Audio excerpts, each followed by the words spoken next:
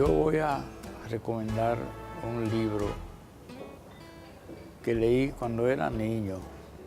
No es un libro de estos revolucionarios, sino algo que me tocó profundamente, y yo creo que todavía ya ahora en el crepúsculo de mi vida sigo pensando en sus enseñanzas y sus consejos. Es el libro de Constancio C. Vigil llamado El Erial, que tiene una serie de pensamientos de tipo moral y de enseñanzas y de lecciones, que de vez en cuando yo recurro a ese libro, un libro ya muy vetusto de los que conservo, y lo leo con mucha fruición y con mucho gusto.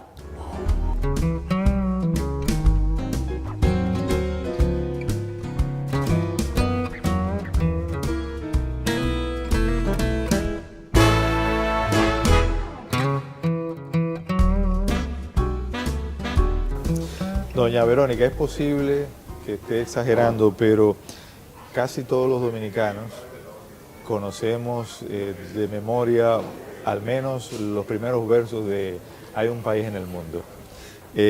Dudo, sin embargo, que muchos de nosotros conozcamos otros poemas o otros trabajos de don Pedro Mir. ¿Qué usted sugiere que se haga para que la obra de Pedro Mir sea más conocida, sobre todo por las nuevas generaciones? Bueno, yo pienso que lo más importante es que la obra circule. Precisamente nosotros como comité de amigos, a cada institución que le mandamos una carta, le hablamos de la obra de Pedro Mir agotada, que es toda. Porque tú caminas las librerías, las pocas que tenemos, y no hay obras de Pedro Mir. En Librería Cuesta está Texto Selecto, que fue un libro pequeño que yo saqué sin grandes ambiciones, nada más que para que una persona, un estudiante, un extranjero que quiera saber qué escribió Pedro Mir, ahí aparecen los textos fundamentales. 5 poemas, algo de crónica periodística, porque Pedro Mir fue periodista, escribió muchos años. Hay un libro de 40 años de crónica periodística de Pedro Mir entre el periódico que publicaba en El Nacional y en el periódico Hoy.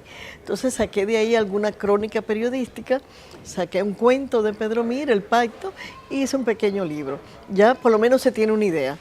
Pero yo creo que el mejor aporte a la conmemoración del centenario es que las instituciones publiquen las obras de Pedro Mir. Hay una noticia buena. El Archivo General de la Nación hicimos una visita a Roberto Casá y ellos van a sacar una obra de Pedro Mir, 3 leyendas de colores, que es una belleza de obra. Creo que va a estar ilustrada, estamos tratando por Fernando Ureña Rip. Y de eso que se trata, que si la universidad saca los libros de estética, el archivo saca algunos libros de historia y los libros y este libro 3 leyendas de colores. Si Librería Cuesta saca un libro que le solicitamos que saque, yo sacaré otra edición de Texto Selecto. Me parece que el Ministerio de Educación debe sacar la misma cantidad de estudiantes que hay en el país, lo debe sacar de biografía de Pedro Mir y algunos textos pequeños para estudiantes, porque si los estudiantes no conocen ahora a Pedro Mir, cuando tengan 50 o 60 años lo van a conocer menos. Entonces yo creo que es una responsabilidad del Ministerio de Educación dar a conocer los escritores nuestros y principalmente Pedro Mir, que es el poeta nacional.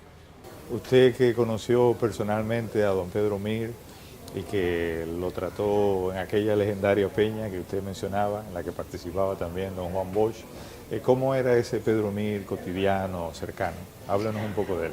Pedro Mir amoroso, histriónico, dueño de la palabra. En la tertulia, cuando Pedro Mir ponía algún tema, Juan Bosch se quedaba callado. Siempre quería escuchar a Pedro Mir hablando. Se extasiaba escuchando a Pedro Mir. Me decía, cuando Pedro habla, más nadie puede hablar. Y hasta él se quedaba callado. Pedro Mir era un hombre de escenarios. Realmente sabemos de estudiantes en la Universidad Autónoma de Santo Domingo, cuando él daba sus cátedras, Cuando impartía, había más estudiantes fuera del aula que dentro, porque los que pasaban, que lo escuchaban, hablando de estética y de los temas que impartía, se quedaban extasiados. Era todo un personaje dando esas cátedras en la universidad que fueron famosas. Ese era Pedro Mir, le encantaba comer bien. Cada vez que tenía que celebrar algo me llamaba y me invitaba al Bar América de la zona colonial. Ahí había una comida española que le encantaba el pescado. Siempre me invitaba, iba su viuda, una de las hijas, con los esposos, los nietos, mi hermana Mona Lisa, que es médico y que él le tenía mucho aprecio porque vivía permanentemente consultándole todos sus asuntos de salud. Pedro Mir no quería morir, le encantaba la vida. Yo creo que el cuento que escribió El Pacto fue precisamente, le pidió a esa señora que llegó a buscarlo, que era la muerte, que le diera un tiempo, porque tenía que escribir sus memorias.